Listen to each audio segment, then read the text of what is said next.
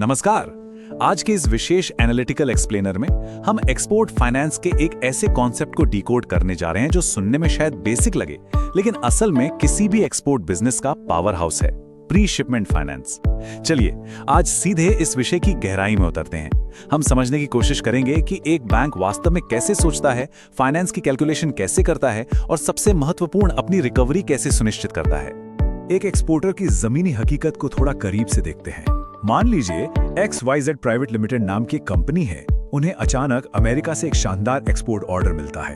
जाहिर है ऑर्डर मिलते ही उत्साह चरम पर होता है, लेकिन तुरंत ही एक बहुत बड़ी व्यावहारिक चुनौती सामने आ खड़ी होती है।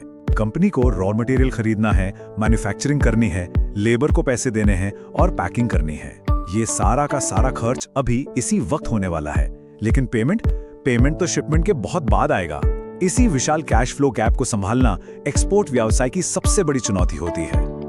अब ठीक इसी कैश फ्लो गैप को पाटने के लिए बैंक जो समाधान ऑफर करता है उसे ही प्री शिपमेंट फाइनेंस कहा जाता है। सरल शब्दों में कहें तो ये एक short term working capital support है। लेकिन यहाँ एक बात बिल्कुल स्पष्ट होनी चाहिए, इसे एक सामान्य बिजनेस लोन समझने की गलती बिल्कुल नहीं की जा सकती। ये एक बहुत ही विशिष्ट उद्देश्य आधारित यानी पर्पस ड्रिवन सुविधा है। बैंक इस सुविधा के तहत जारी किए गए एक एक रुपए को सीधे एक्सपोर्ट एक्टिविटी से लिंक करता है और बास की नजर से निगरानी करता है कि पैसे का अंतिम उपयोग सही जगह पर ही हो। तो चलिए अब थोड़ा एक बैंकर के दिमाग में घुसकर सोचते हैं और समझते हैं कि फाइनेंस के लिए योग्य वैल्यू की गणना आखिर की कैसे जाती है। अक्सर होता यह है कि एक्सपोर्टर का ऑर्डर CIF यानी कॉस्ट, इंश्योरेंस और फ्रेट शर्तों पर होता है, लेकिन बैंक का गणितीय नजरिया बिल्कुल अलग होता है।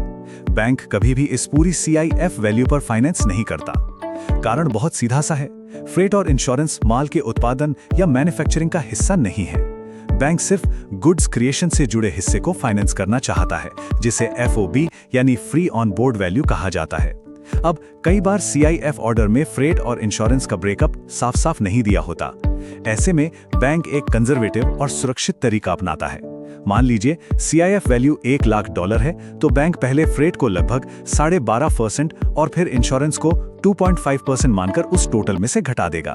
इस कैलकुलेशन के बाद जो लगभग $85,312 की फाइनल FOB वैल्यू निकलती है, बैंक उसी पर फाइनेंस देने पर विचार करता है।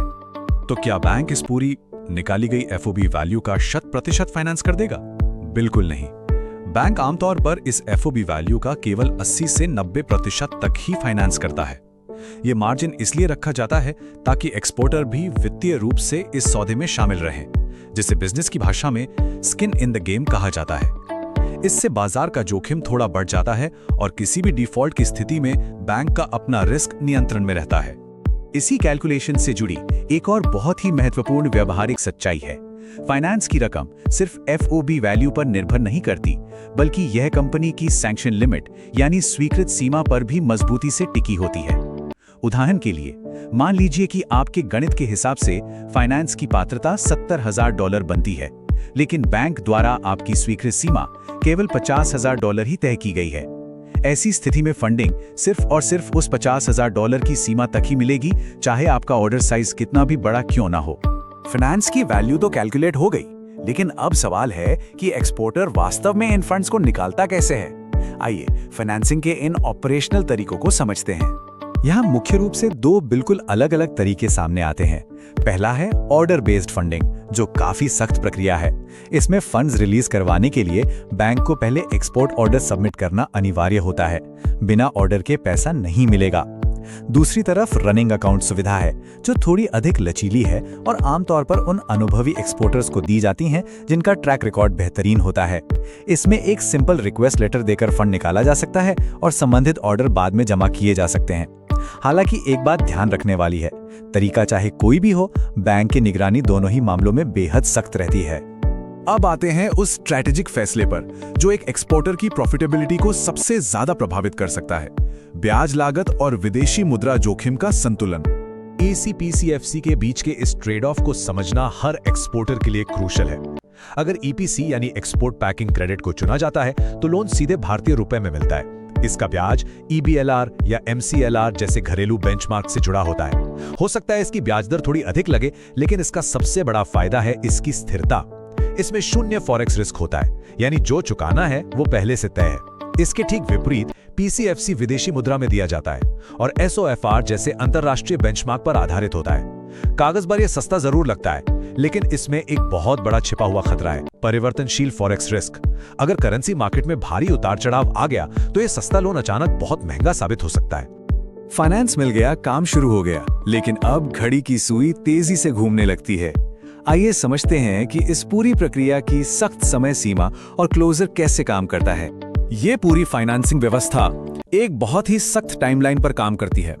लोन की वैधता आमतौर पर शिपमेंट की लेटेस्ट तारीख में 21 दिन जोड़कर तय की जाती है, या फिर बैंक द्वारा स्वीकृत अवधि, इन दोनों में से जो भी अवधि कम हो।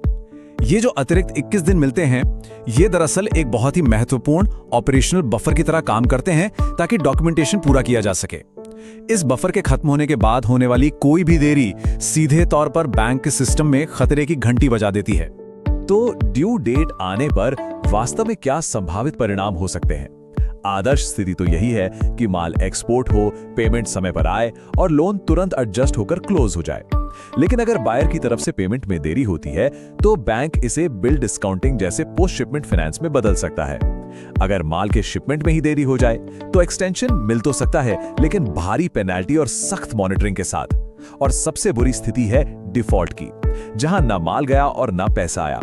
ऐसे में अकाउंट तुरंत ओवरड्यू हो जाता है और एनपीए भी बन सकता है। इसके बाद रिजर्व बैंक ऑफ इंडिया की जो सख्त स्क्रूटनी होती है, वो किसी भी बिजनेस का बुरा सपना हो सकती है। तो अंततः इस पूरे विश्लेषण के बाद एक बहुत ही प्रासंगिक सवाल उठता है।